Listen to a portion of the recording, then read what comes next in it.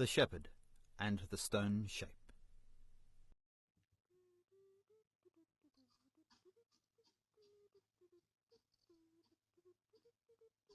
Once a shepherd was bringing in his herd. As he greeted his friends, he realized that one animal was missing. There it was, heading towards a steep and terrible cliff. He sent the rest of his herd home and went off after it. He found it right on the edge of the cliff and scooped it up and sent it back to safety.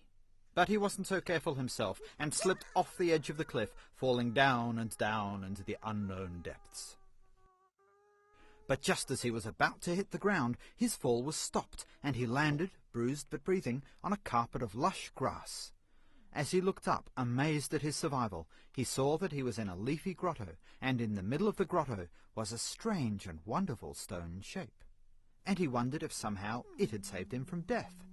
He didn't know how that could be, but just in case he politely thanked the stone shape. Just then a shaft of light from the sun came through a hole in the stone, and he was filled with a sense of peace and joy and wonder and sadness. When he came home, he told his friends about falling from the cliff, and how he had landed safely at the bottom, and how it had been done by the strange and wonderful stone shape, and how it had made him feel. His friends laughed. The shepherd was disappointed, but the next day he found his way back to the hidden grotto. He asked the stone shape if it had truly saved him from death. Once again a shaft of light shone through the hole in the stone, and the shepherd felt stronger and kinder and deeper and wiser than he had ever felt before.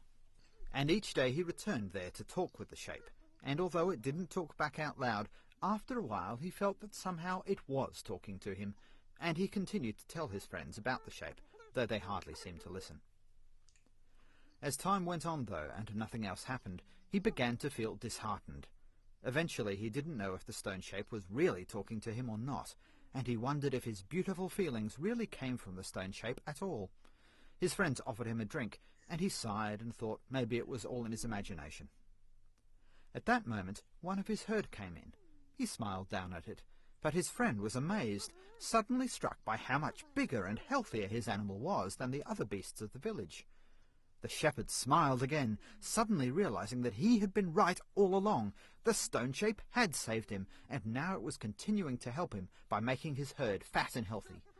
He told his friend this, and his friend asked what else the stone shape could do. He had a patch of land that would not grow crops because it was too dry. Maybe the stone shape could make it rain. The shepherd returned to the stone shape and asked it to make rain. He went to it again and asked it in different ways. Perhaps he wasn't doing it right.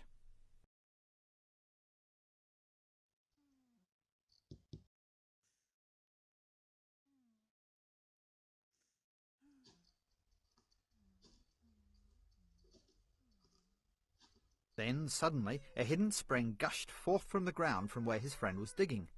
It spread across the field, watering it, and the next time the shepherd went to visit the stone shape, his friend came with him. Others saw the fertility of the field and were impressed, and they too joined in.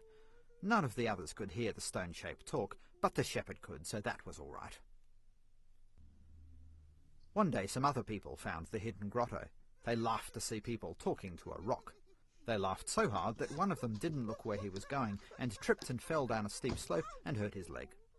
The shepherd was shocked, but then realized that the stone shape had done this because the person had laughed at it. The others were very impressed, and the shepherd's group grew larger. Soon afterwards, the dry weather began to affect all the crops in the village. People asked if the stone shape could help. The shepherd asked the stone shape to bring forth water again.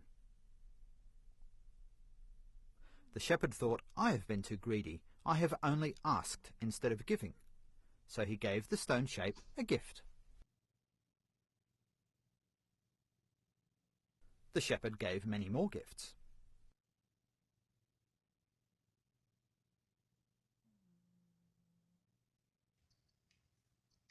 Looking around, he saw his herd grazing close by, and he asked himself, what is the greatest gift I could give?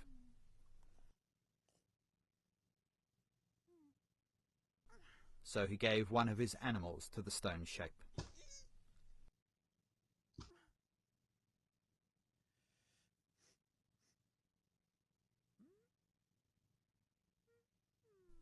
Slowly, drop by drop, it began to rain. He raced to the fields to see what was happening. Sure enough, the rain was watering the dry crops, and all the farmers were rejoicing. Later, the shepherd had the people carve a copy of the stone shape and bring it back home so that it could look after the village and help everyone. The shepherd got himself a nice new hat. The shepherd told the villagers all about the stone shape and gave them lots of good advice that had occurred to him while he was talking with it. One of the villagers let his attention wander, but the shepherd put a stop to that.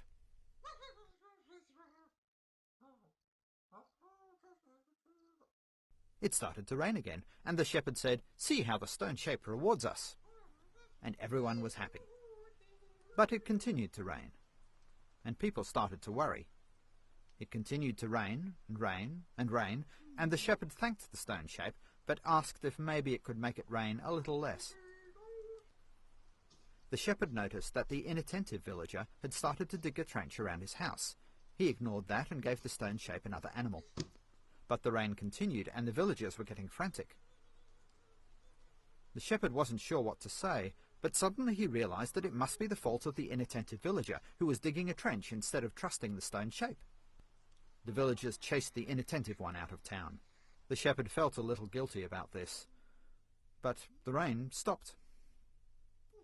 The villagers carved out a larger copy of the stone shape and brought it in to replace the smaller one, and the shepherd got himself an even bigger hat. The shepherd loved walking through the village, looking at the happy, bustling people and seeing all the prosperity and good fortune that the stone shape had brought. The shepherd was now too busy to do all the talking, so he appointed some helpers who assured him that they could also hear the stone shape. There were a few people not doing so well, but the shepherd explained to them that they had obviously displeased the stone shape in some way, and he advised them to try and do better. But little by little, the shepherd noticed that something was wrong.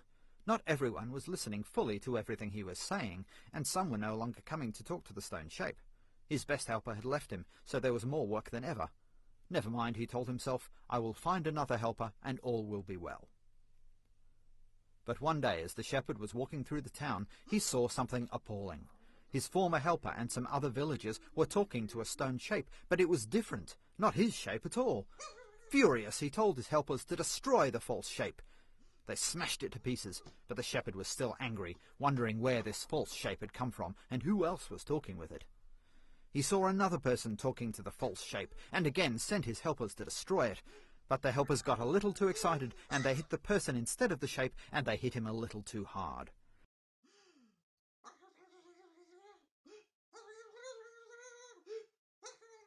And then things got out of control. Followers of his shape and followers of the false shape were fighting each other and killing each other. The shepherd crawled desperately away towards the stone shape. Raising his hand, the shepherd asked the stone shape for help. The stone shape was silent, and the fighting continued and continued until everything went silent.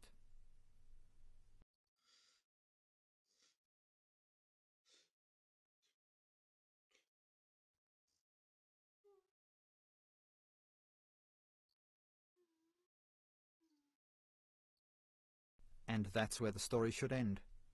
I know it's sad, but that's where the story should end.